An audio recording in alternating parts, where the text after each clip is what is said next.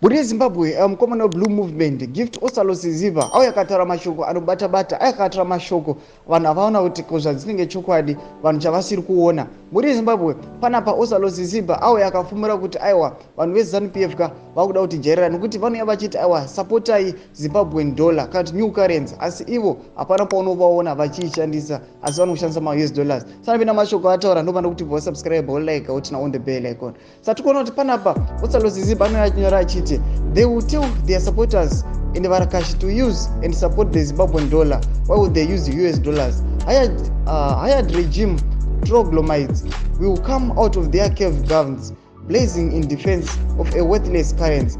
ZANU PF must go. Do mashukanisa over show picture ramuri kuona ero pa video. Picture ramuri kuona kuti panapa vari kusapota kuti aiwa US dollar ngariende but ivo vachiri shandisa. Saka kuti vanhu vanouya panapa vachipindura chiti Varakashi vanodona nemagadziko siya uone. Vamwe vanonyora kuti government must now reject the US dollar when we pay for any service in any government department, be it Zinara, Zimura, school fees, hospitals, passports, in support of our local currency.